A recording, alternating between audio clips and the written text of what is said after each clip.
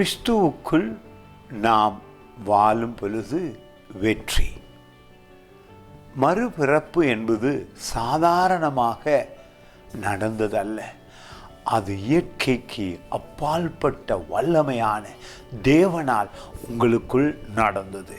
ரட்சிப்பு என்பது மகா பெரிய அதிசயம் நமக்கு நடந்தது. பாருங்கள், இந்த வசனம் விசேஷமாக கொலோசியர் புத்தகத்திலே 3ஆம் அதிகாரத்தில் 10வது வசனம் ஒரு புது வாழ்வை சொல்லுகிறது. நாம் புது சிருஷ்டி என்று சொல்லுகிறது. இயேசு கிறிஸ்து உங்களுக்குள்ளே வந்த உடனே நீங்கள் புதிதாக்கப்பட்டிருக்கிறீர்கள்.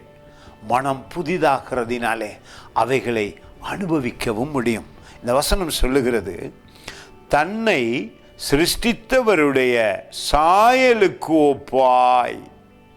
பாருங்கள், சாயலுக்கு ஒப்பாய், தேவனுடைய சாயலுக்கு ஒப்பாய் பூரண அறிவடையும்படி புதிதாக்கப்பட்ட உங்களுக்குள்ளே நீங்கள் புதிதாய் இருக்கிறீர்கள். புதிய சுபாவம் உண்டாயிருக்கிறது.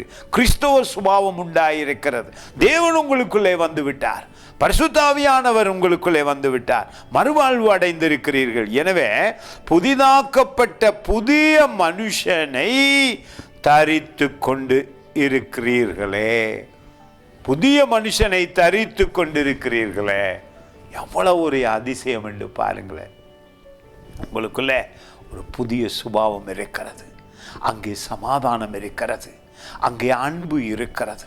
அங்கே விசுவாசம் இருக்கிறது. நீங்கள் உங்களுடைய சிந்தையிலே வேதனையாய் இருந்தால் வேதத்தை தியானம் பண்ணும் பொழுது உங்கள் மனம் புதிதாகிறது.